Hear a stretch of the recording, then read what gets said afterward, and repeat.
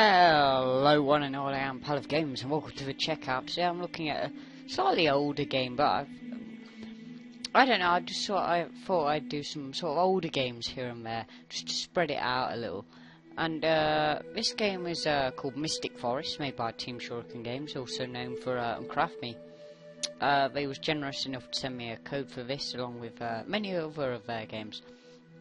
And I thought it'd be good because I can get a really lengthy play of these games without the annoying indie time limit of 8 minutes, which was Microsoft's idea, not the developers, in case you wondered that. But yeah, so let's jump in and see what this game's all about then. Stone had always been a sleepy village, predominantly a farming village. Our hero Felipe is no stranger to the humdrum life of a farmer as he plods the fields. You are this brave farmer, Stone, also happens to be situated near the Mystic Forest. One morning, Felipe went to his garden. He had always hated working in the garden. That was his ex-girlfriend's deal. He only started growing veggies for her. She was a vegan. And now that she was gone, there really wasn't much need for a stupid garden full of green beans and spinach. Stupid spinach. He never expected to find a fairy agonizing in his field of salad. Help! I'm lost. I cannot find the way to my village, which is located in the heart of Mystic Forest. Are we going to help her? That's the question. Or do we not like fairies? Or are we just going to say, nope, I think we'll help her? Even though the fairy had been scarfing down green beans previously, Felipe offered her a bite of the apple he was chomping on. Hungrily, she swipes it from him and scoffs it down. Before the sun reaches its zenith, you decide to put the fairy in your jacket pocket and you go into the Mystic Forest. The forest itself had scared children away for hundreds of years with its intimidating foliage and legends of creepy crawlies within. There are 3 paths in front of you.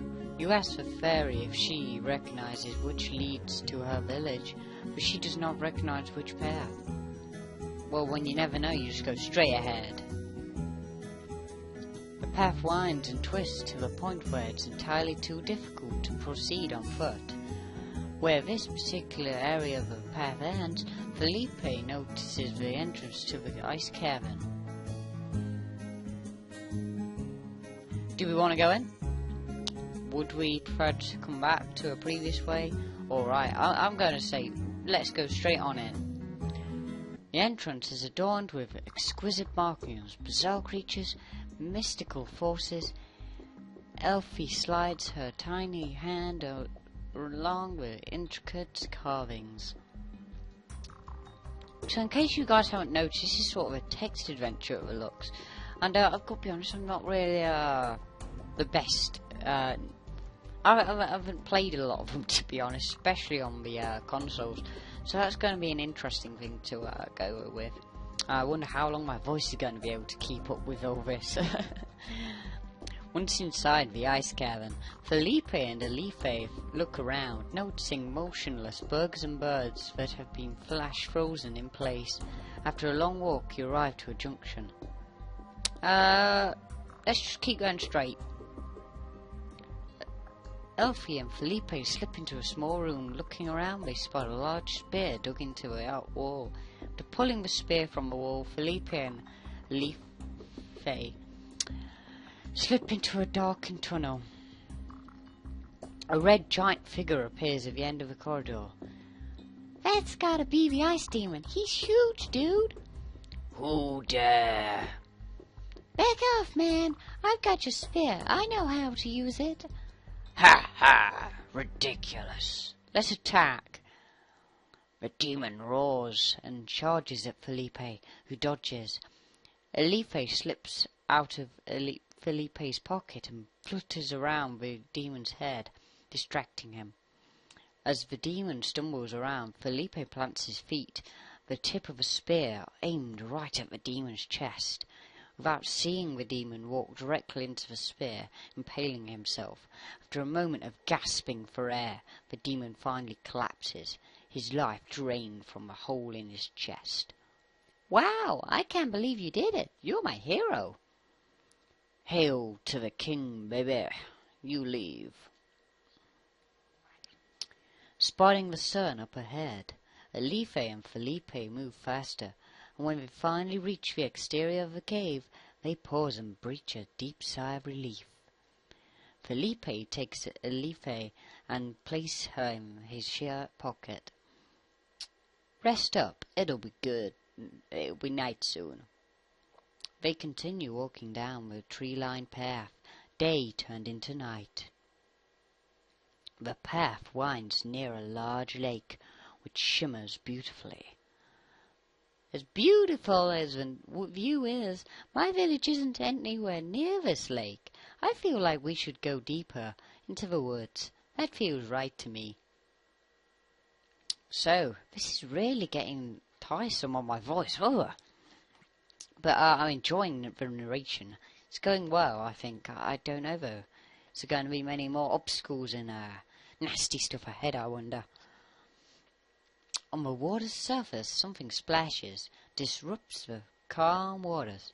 It appears to be 2 large fish. "We need to go. Now please, Felipe." "I'll eat these fish for a week or so. Why are you so scared?" "They ain't fish." Without warning, the 2 shapes spot you and begin swimming towards you. The shapes appear to be 2 beautiful women. "See? Just 2 bathing sluts, yo." "Don't make them angry, please. We wouldn't want them to suddenly rise out of the water and saunter towards me seductively." "Hey, listen. Yeah, you hookers, go put on some clothes. Have you no decency?" I don't think they speak pissed off fairy. One of the 2 women beckons for Felipe to join them in the calming waters. "Sluts, here's my knight in shining farmer's clothes." "Calm down, Alife. Be careful, they are probably demonic." Look, I've got to be honest. They're calling after me. I feel they might be, sirens and turn out to be demons who'll try and kill me, but hey, you gotta take risk. As Felipe descends into the warm water with the 2 beautiful women, he notices that he can somehow breathe. He takes one last glance at Alife, waiting on the lake shore before marveling at the exotic fish, some glowing in the dim light. Once at the bottom of the lake, Felipe notices various other beautiful women, each more beautiful than the last, ushering him to a large underwater city. The city is populated with gorgeous women, along with, oddly enough, various people from Felipe's town that had mysteriously gone missing weeks and months ago. Felipe ushers into a luxurious underwater apartment where he's attended to by a bevy of gorgeous women who take great care of his every need. For weeks, Felipe enjoys his underwater existence. See, underwater, the fish don't stink. Until memories and images of Alife begin flooding in his mind. Slow but surely, Felipe grows tired of his underwater life, especially once he realizes that Alife would never be able to join him in the deep, warm embrace of the lake. So do we stay or do we go? That's a question. I think gotta go. We've got a journey we've been trying to undertake. We need to continue on that journey, so let's leave. Alife is awaiting Felipe's return on the lakeshore. "Hey, welcome back. Have fun with the fish hookers. You waited all this time. I don't know where I am, moron. You're supposed to be helping me, not getting hicks and handies from fish dames." Sheepishly, you accompany Alife to the heart of the forest, while a man of honor would tell her everything that happened in the underwater city. Felipe is simply not brave enough. As the sun sets, Felipe and Alife notice some strange woodland creatures appearing along the path they're walking on. After a bit more walking, Alife and Felipe stumble upon a woman hung by her feet from a thick tree branch. The woman tries desperately to keep her dress from falling below her head. Felipe just stares in awe. Look at this jerk. Hey, short stuff, easy on the insults. An old man appears, sitting on a rock, strumming a guitar. Don't help her, kids. She's a witch. Then again, maybe I'm a witch, too. Quite the predicament, no? Let's rescue her, why not? When Felipe ignores the old man's wishes, warnings even, and unties the woman, she bursts into flames and turns into a black crow. Wow, you definitely should have listened to the old man. Now I'm gonna skin him alive. The witch fires a few blasts of dark energy at the old man, who engages her in combat with his walking stick. Alife and Felipe try to apologize, but instead they run off into the forest woods, terrified. Run, Felipe! Wow, this is quite the intense adventure we've been going on. I wonder how we're going to deal with this threat. After running for your lives, well, Alife was flying, to be fair. The two adventurers found a shady spot beneath a large mossy tree. They snuggle up and fall asleep. As Alife and Felipe sleep, they're suddenly awoken by a strange tune of multi-instruments coming from the woods. Probably some gnomes. You want to go see? Sounds pretty. No, it could be a trap. I bet you're a great dancer. Come on. Reluctantly, Alife smiles at Felipe and they head off towards the music. A horde of terrifying gnomes dance around a fire as a pig rows slowly on a spit. There are 6 gnomes altogether. I regret not listening to you. Don't move. They haven't spotted us yet. Felipe bobs to the rhythm, losing control over his body. You look like an idiot. What are you doing? I have the rhythm in my head. Let's go dancing. Why not, fist bump all the way. Felipe's first pumping skills only go so far. And even though the chief of the gnomes is enjoying this ridiculous display of frivolity, he soon grows tired and orders the other gnomes to attack. A big-eared gnome approaches Felipe. This ritual is only for our most brave warriors. I'm amazed you had the guts to insult us like that, this human. Fist pumping looks dumb, by the way. That's a big insult to us, too. For this disgrace, you will be torn to ribbons and fed to our war dogs for lunch and dinner tomorrow. You will be prepared with a side of bacon from this pig, who is less offensive than you, by the way. Alife is hidden behind a tree and scared. Whoa! So this is really kicking off now. So things are looking quite terrible-some for us, but let's see how the story continues. Without warning, a tall wizard appears and blasts all of the gnomes and fires from the sky. They scatter but are incinerated quickly. Dolgorak the Great, what brings an incredible wizard like you to these parts? Who? It is me, Dolgorak, the greatest and handsomest wizard of the mystic forest. Without me, all the gnomes would overrun your human world. Ah, okay, cool. Hey man, do you know where we can find Alife's village? Stay close, stay quiet, I'll take you. Dolgorak leads Felipe and Alife to a large river. Great, another lake, awesome. I can't swim, guy. Dulgarak raises his staff to the sky and begins chanting lyrics about a great turtle that was once his mother-in-law, and how she would often pressure him into getting a real job, but that his heart and destiny were focused on magic. Alife and Felipe listen carefully and pick up that Dulgarak did in fact turn his mother-in-law into a giant turtle. So that's a nice bit of humour there. Payback is a biatch. Apparently she is also a giant turtle in the water, with large waves spilling away from her shell. Quickly, before the gnomes return. You climb aboard the turtle, mother-in-law. So things are really getting out of control here. You know, we're riding across a mother-in-law who's a turtle, with a wizard called Dulgarak. Crazy things are going on, but I'm really enjoying this adventure. But let's see how it continues. As Felipe and Alife board the turtle, Felipe wonders who would take him back to his little farm. This turtle can lead you home if you want. You can read minds? Suddenly, Ilianas from the trees on the shore descend upon the folks riding the turtle.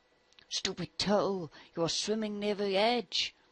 Dulgarak unleashes another burst of fire at the Ilianas, incinerating them quickly.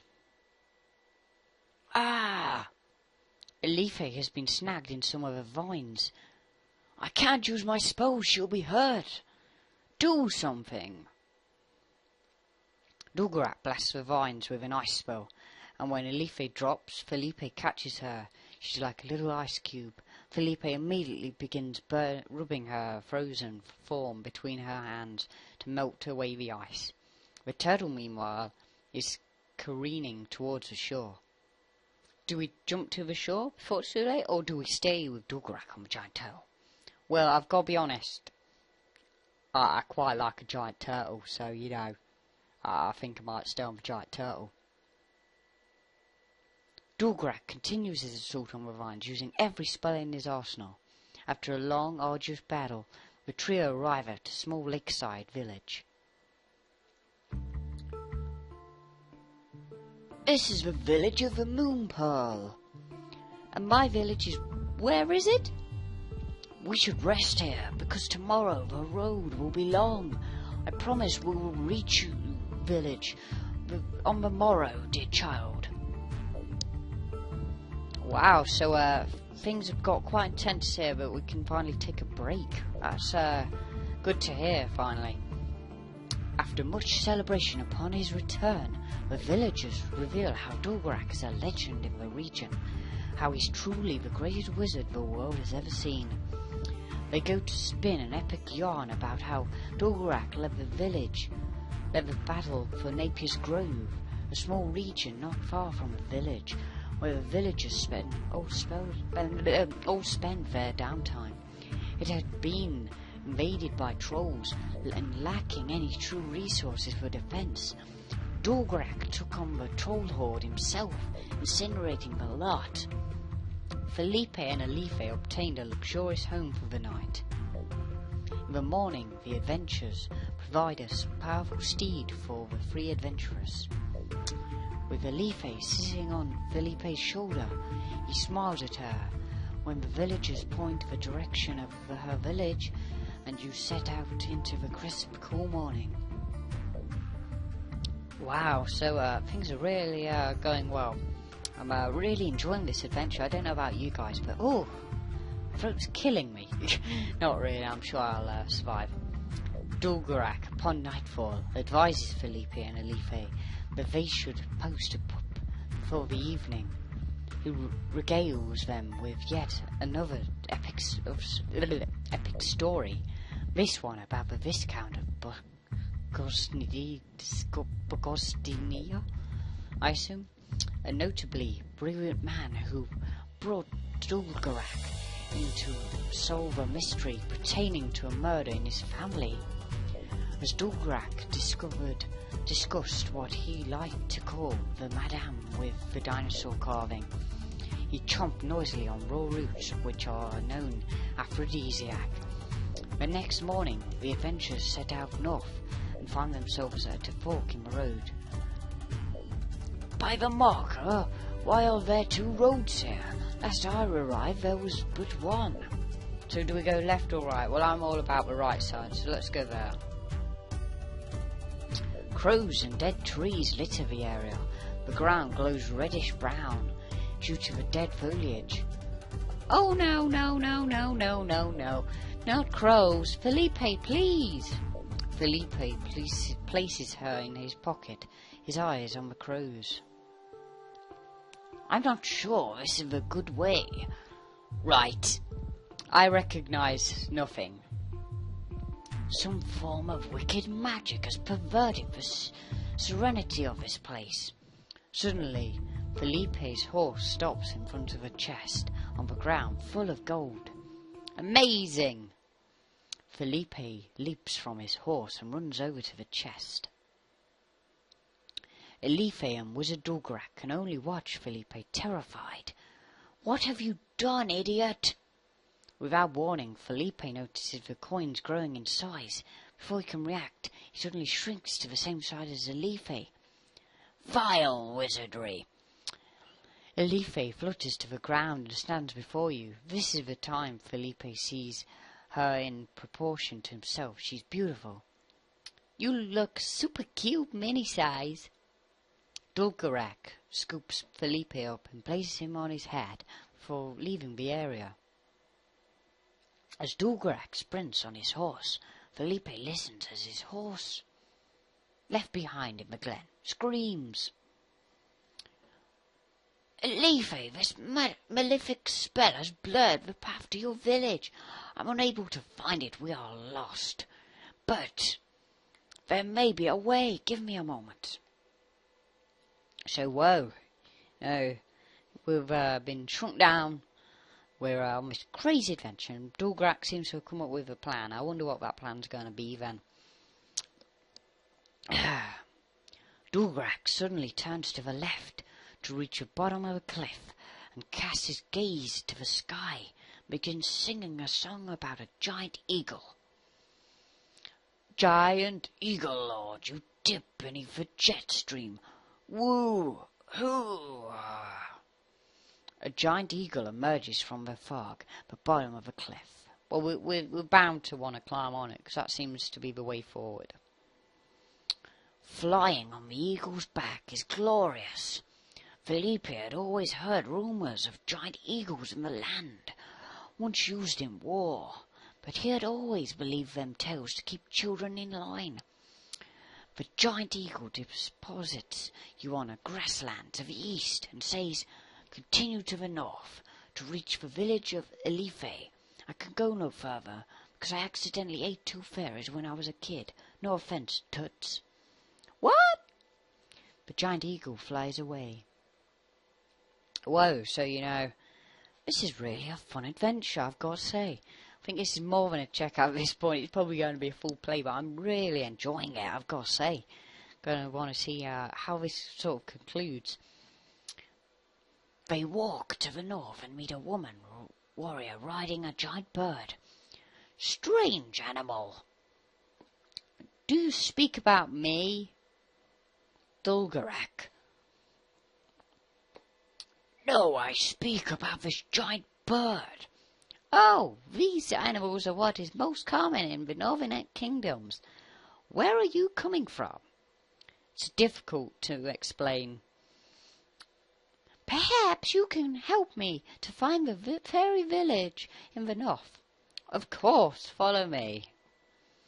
Dulgarak climbs on the giant bird with Elife, Felipe rolling on his hat.